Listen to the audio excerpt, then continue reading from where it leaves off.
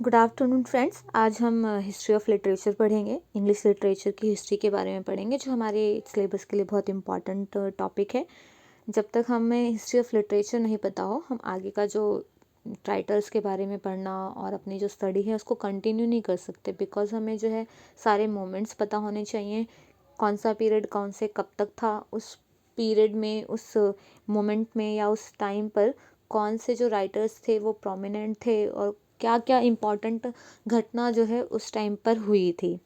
पहले हम बात करेंगे कि हम पहले डिस्कस करेंगे कि जो हमारा हिस्ट्री ऑफ लिटरेचर है उसको कितने टाइम पीरियड में डिवाइड किया गया है।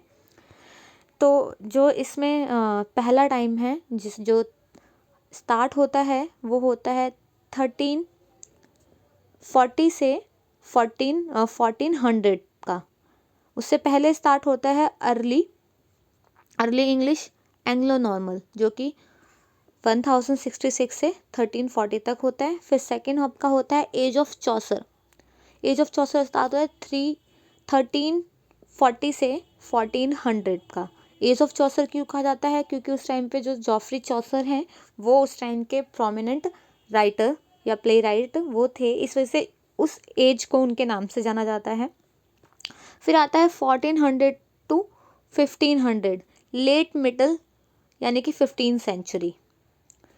15 सेंचुरीज को डिवाइड किया गया। फिर सेकंड आपका आता है, फिर आपका डिवाइड होता है 1500 से लेकर 1660 तक द रेनेसा पीरियड। इसको भी जो है हम टाइम टर्न में डिवाइड करते हैं। तीन पार्ट में इसको डिवाइड किया जाता है। पहला आपका होता है 1500 से 1558 तक, जिसे हम स्टार्टिंग ऑफ रेनेसा कहते हैं। फिर आपका स्टार्ट होता है 1500 टू 1558 से 1625 तक। इस टाइम पे जो रेनेसा का टाइम है वो बहुत ज़्यादा जो है वो बढ़ जाता है। यानी कि इस टाइम पे जो हमारे रिवाइवल हैं या हमारी बुक्स हैं या हमारा जो इंग्लिश लिटरेचर है वो बहुत ही ऊपर पहुंच जाता है। इसे गोल्डन एज भी कहते हैं, बिकॉज इस टाइम पे जो हमारे प्ले हैं, इस टाइम पे जो हमारे प्ले राइट हैं विलियम शेक्सपियर, वो इसी टाइम पर ही जो है वो क्या कहते हैं, एक्टिव होते हैं। 1500 से ये आपका बता दिया मैंने आपको। इसको भी जो है वो टू सब डिवाइड किया जाता है। पहला आपका एलिजाबेथन एज, जो कि एज ऑफ शेक्सपियर होता है। मैंने आपको बताया ये बहुत ही इंपॉर्टेंट, हमारी हिस्ट्री, हमारी इंग्लिश लिटरेचर में सबसे इंपॉर्टेंट जो है वो शेक्सपियर है। अगर कहते हैं अगर शेक्सपियर को नहीं पढ़ा तो हमने इंग्लिश लिटरेचर पढ़ा ही नहीं। तो ये हमारे 1500 टू 1603 तक जो है वो एक्टिव होते हैं। फिर आपका जैकोबियन एज, जैकोबियन एज जो है वो स्टार्ट हो जाता है। एलिजाबेथन एज में जो क्वीन होती है वो एलिजाबेथन होती है, और जैकोबियन एज जो है वो उसमें जेम्स फर्स्ट जो है वो किंग होते हैं 1603 से 1625 तक। फिर इसी का जो तीसरा पार्ट है, मैंने आपको बताया ना, रेनेसा को 3 पार्ट में डिवाइड किया। एक तो आपका स्टार्टिंग ऑफ रेनेसा, फिर आपका सेकंड जो है वो आपका हाइट ऑफ रेनेसा, और थर्ड जो है आपका डिक्लाइन यानी कि एंड ऑफ रेनेसा। यानी कि रेनेसा का जो टाइम है वो एंड पर चल रहा था। लास्ट जो पीरियड होता है वो 1625 से 1660 तक। इसको भी दो सब एज में जो है वो डिवाइड किया जाता है। पहला आपका कैरोलिन एज, जिस टाइम पे जो चार्ल्स फर्स्ट थे वो जो है वो किंग होते हैं, इस वजह से उनके नाम चार्ल्स का जो नाम है उन्हीं के नाम पे कैरोलिन जो है वो नाम पड़ा, इसलिए कैरोलिन एज। और इसी को दूसरा नाम एज ऑफ मिल्टन भी कहा जाता है, क्योंकि इस टाइम पे कैरोलिन एज में जो मिल्टन है, जॉन मिल्टन है, वो प्रोमिनेंट राइटर हैं। ये बहुत इंपॉर्टेंट राइटर हैं, हम इनको आगे पढ़ेंगे भी, जो कि 1625 से लेके 1649 तक बहुत ज़्यादा एक्टिव थे। फिर आपका आता है इसका सब पॉइंट सेकेंड, क्या आता है, कॉमनवेल्थ पीरियड, जो कि 1649 से 1660 तक जो है ये माना जाता है। फिर आपका आता है आपका एक पीरियड हो गया, फिर सेकेंड आपका रेनेसा हो गया। थर्ड आपका आता है न्यू क्लासिकल एज। थर्ड क्या आता है, न्यू क्लासिकल एज, जो कि 1660 से 1798 तक का ये पीरियड होता है। इसको भी 3 पार्ट में डिवाइड किया जाता है। इस एज को भी 3 पार्ट में, सब पार्ट में डिवाइड होता है। पहला आपका होता है जो रेस्टोरेंशन एज होता है, जिसे हम एज ऑफ ड्राइडन कहते हैं। ड्राइडन, एज ऑफ ड्राइडन इसलिए क्योंकि ड्राइडन जो है उस टाइम पे प्रोमिनेंट राइटर थे।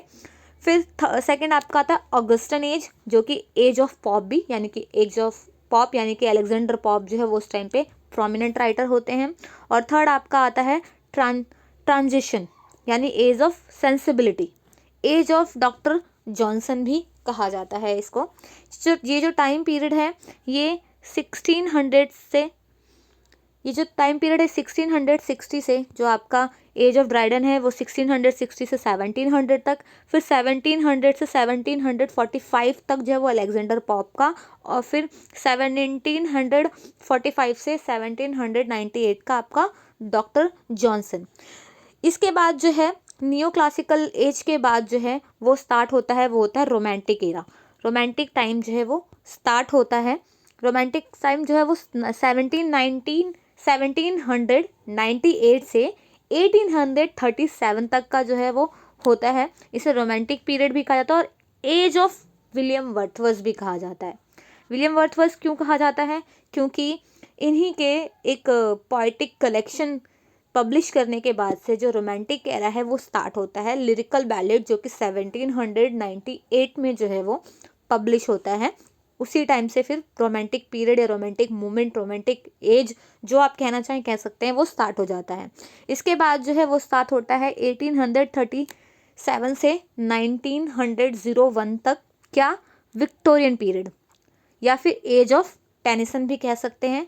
विक्टोरियन पीरियड इसलिए क्योंकि इस टाइम पे जो क्वीन विक्टोरिया हैं वो जो है वो क्वीन होती हैं, उन्हीं के नाम पर ये है। और एज ऑफ टेनिसन इसलिए क्योंकि अल्फ्रेड टेनिसन जो है उस टाइम पे प्रोमिनेंट राइटर होते हैं इस एज के, इस वजह से इस एज को जो है वो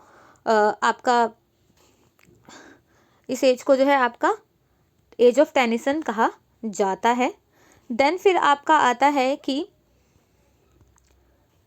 एक सेकेंड में थोड़ा सा इसमें एडिट में आ जाऊँ। फिर आपका आता है 1901 से 1914 तक, जो कि एडवर्डियन किंग एज के नाम से जाना जाता है। क्यों? क्योंकि जो किंग एडवर्ड हैं वो उस टाइम पे राज गद्दी पे होते हैं, किंग होते हैं, इस वजह से उनके नाम पे ही होता है।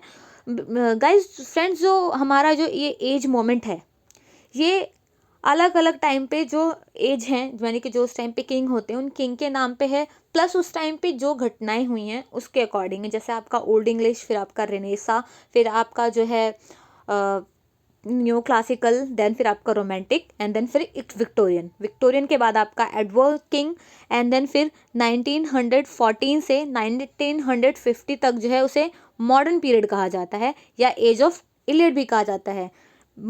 एज ऑफ इलियट इसलिए क्योंकि उस टाइम पे जो टी.एस. इलियट हैं वो प्रोमिनेंट राइटर होते हैं, और इसे मॉडर्न एज को हम 20वीं सेंचुरी भी कहते हैं, मॉडर्न पीरियड भी कहते हैं और टी.एस. इलियट भी कहते हैं।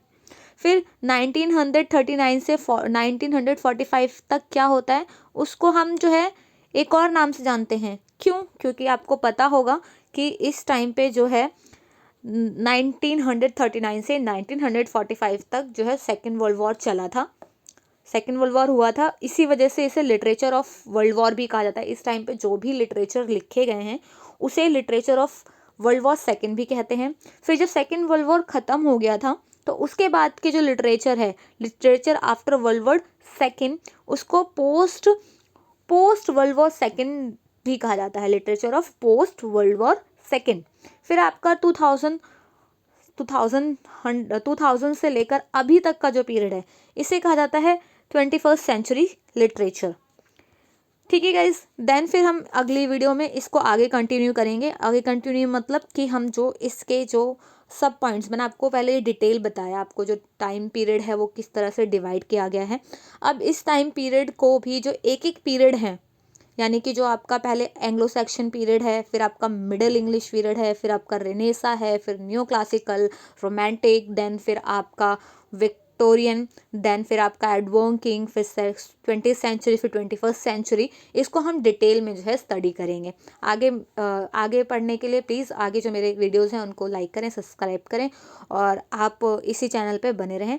Thank you so much. अगर कोई क्वेरी हो या किसी तरह का कोई सजेशन हो तो प्लीज़ कमेंट करें। Thank you so much.